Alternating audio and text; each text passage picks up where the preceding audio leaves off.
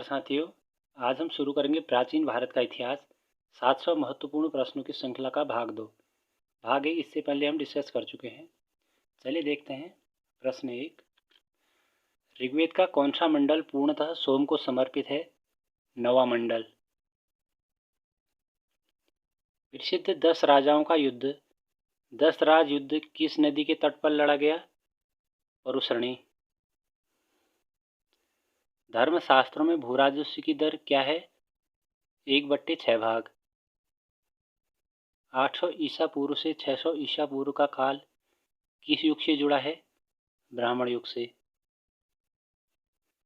किस काल में अछूत की अवधारणा स्पष्ट रूप से उदित हुई? धर्मशास्त्र के काल में। गायत्री मंत्र देवी सवृत को संबोधित किस पुस्तक में मिलता है? ऋग्वेद में। न्याय दर्शन को प्रचारित किया था गौतम ने। प्राचीन भारत में निष्क नाम से जाने जाते थे स्वर्ण आभूषण। योग दर्शन के प्रतिपादक कौन है? पतंजलि। उपनिषद पुस्तकें आधारित हैं दर्शन पर। ऋग्वेद किससे संबंधित है? स्तोत्र एवं प्रार्थनाएं। यजुर्वेद किससे संबंधित है? स्तोत्र एवं कर्मकांड से। सामवेद किससे संबंधित है? संगीतमय स्तोत्र से। अथर्ववेद किससे संबंधित है? तंत्र मंत्र एवं वशीकरण से। आरंभिक वैदिक साहित्य में सर्वाधिक वर्णित नदी कौन सी है? सिंधु। उपनिषद काल के राजा अश्वपति शासक थे काकेय। आध्यात्मिक ज्ञान के विषय में नचिकेता और यम का संवाद किस उपनिषद से प्राप्त होता है? कठोपनिषद में। वैदिक नदी कुंभा काबुल का स्थान कहाँ निर्धारित होना चाहिए? अफगानिस्तान में। कपिल मुनि द्वारा प्रतिपादित दार्शनिक प्रणाली है सांख्य दर्शन।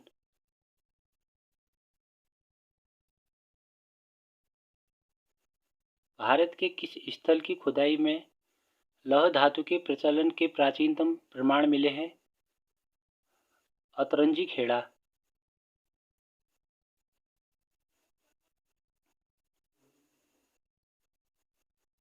इसका संकलन ऋग्वेद पर आधारित है? सामवेद। कौन सा प्रस्थानत्रयी में शामिल नहीं है?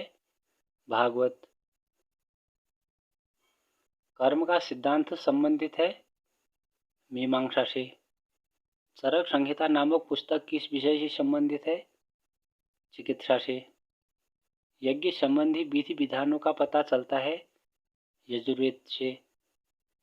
वैदिक युगीन सभा थी मंत्री परिषद। वैदिक युग में प्रचलित लोकप्रिय शासन प्रणाली थी गणतंत्र। सबसे प्राचीन वेद कौन सा है? ऋग्वेद। कौन भारतीय दर्शन की आरंभिक विचारधारा है? सांख्य। सांख्य, योग, न्याय, वैशेषिक, मीमांसा एवं वेदांत इन 6 विभिन्न भारतीय दर्शनों की अभिव्यक्ति हुई वैदिक युग में।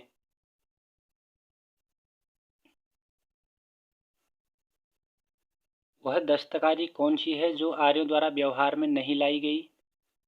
लोहारगिरी। ऋग्वेद के किन 6 मंडलों को वंशमंडल गोत्रमंडल कहा जाता है? दूसरे मंडल से 7वें मंडल तक। किस वेद में जादुई माया और वशीकरण का वर्णन है? अथर्ववेद में। आर्य शब्द इंगित करता है निर्जाति समूह को। ऋग्वेद में कुल कितने मंडल हैं? 10। आर्य भारत में संभवतः कहाँ से आए? मध्य एशिया से। कौन सा वेद अंशतः गद्य रूप में भी रचित है? यजुर्वेद।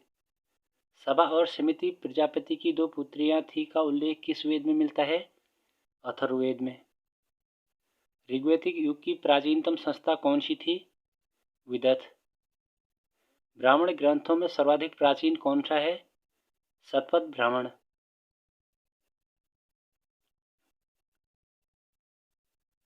गोत्र व्यवस्था प्रचलन में कब आई? उत्तर वैदिक काल में। अनुलोम विवाह का अर्थ क्या है? उच्च वर्ग पुरुष का निम्न वर्ग नारी के साथ विवाह। प्रतिलोम विवाह का अर्थ क्या है? उच्च वर्ण नारी का निम्न वर्ण पुरुष के साथ विवाह।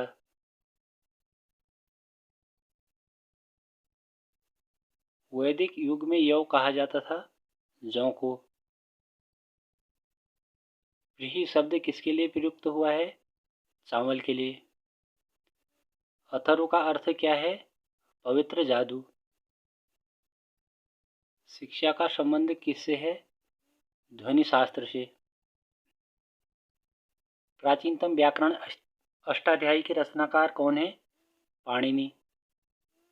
कौन सी स्मृति प्राचीनतम है? मनुस्मृति।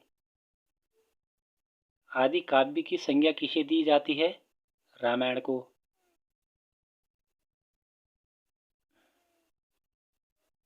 प्राचीनतम पुराण कौन सा है? मत्स्य पुराण।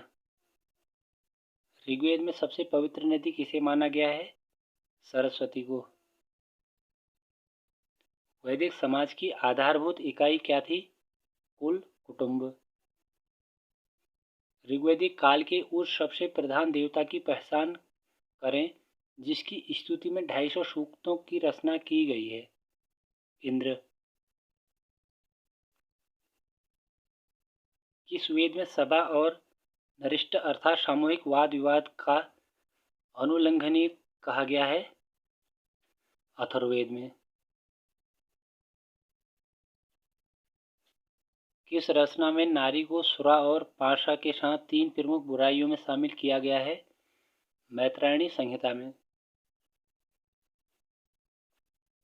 उत्तर वैदिक काल में किस देवता को सर्वोच्च स्थान प्राप्त था?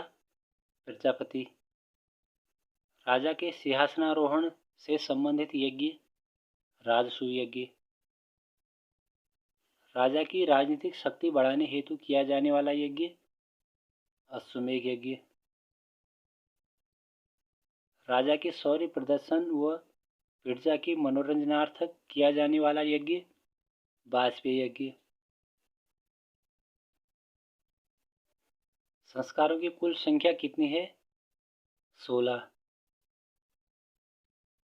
ऋग्वेद में उल्लेखित नाम परुषणी किस नदी का है? रावी। समान वर्ण या जाति का विवाह कहलाता है? ब्रह्मा विवाह। बिना दहेज का विवाह कहलाता है? प्रजापति विवाह। प्रेम विवाह कहलाता है? गंधर्व विवाह।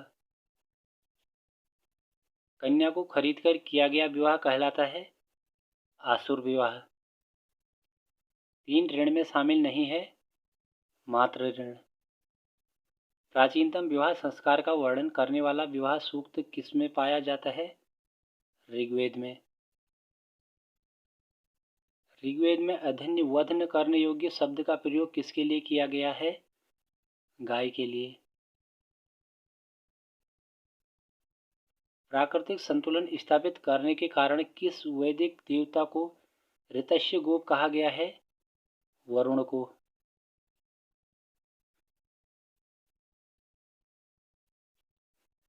कौन मूलतः जल या समुद्र का देवता था? वरुण। 3 पगों में तीनों लोकों को माप लेने के कारण किसे उपक्रम कहा गया है? विष्णु को। विवाह का देवता कौन था? रुद्र। पशुओं का देवता कौन था? पूषण। जगत के पिता किसे कहा जाता था? ध या धस को। देवों की महान माता कहा जाता था? अदिति को। मनुस्मृति मुख्यतया संबंधित है समाज व्यवस्था से। गायत्री मंत्र की रचना किसने की थी? विश्वामित्र ने। अवेस्ता और ऋग्वेद में समानता है। अवेस्ता किस क्षेत्र से संबंधित है? ईरान से। गंधार महाजनपद की राजधानी कहाँ थी? तक्षशिला। सूरसेन महाजनपद की राजधानी कहाँ थी? मथुरा। वत्स महाजनपद की राजधानी कहाँ थी? कौशाम्बी। कौशल महाजनपद की राजधानी कहाँ थी? श्रावस्ती। हर्यक वंश के किस शासक को कुणिक कहा जाता था? अजातशत्रु को। किस शासक ने गंगा एवं सोन नदियों के संगम पर पाटलिपुत्र नामक नगर की स्थापना की? उदयन ने। 323 ईस्वी पूर्व में सिकंदर महान की मृत्यु कहाँ हुई थी? बेबीलोन में। सिकंदर महान एवं पोरस की सेनाओं ने किस नदी के सामने वाले तटों पर पड़ाव डाला हुआ था? झेलम के।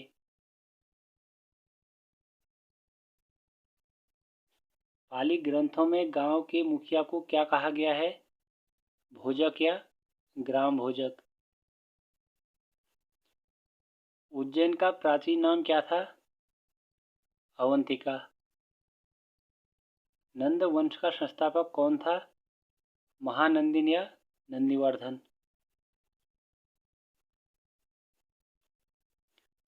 यूनानी लेखकों द्वारा किसे अग्रमीज कहा गया? घनंद। प्राचीन भारत में पहला विदेशी आक्रमण किनके द्वारा किया गया? ईरानियों द्वारा। प्राचीन भारत में दूसरा विदेशी आक्रमण एवं पहला यूरोपीय आक्रमण किनके द्वारा किया गया? यूनानियों द्वारा।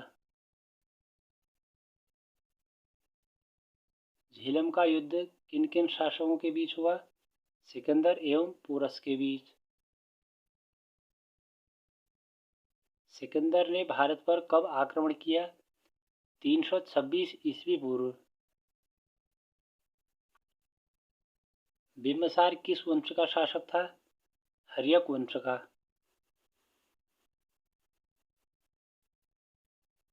कालाशोक किस वंश का शासक था? शिशुनाग वंश का। नंद वंश का शासक कौन था? महापद्मनंद। मौर्य वंश का शासक कौन था? बिंदुसार।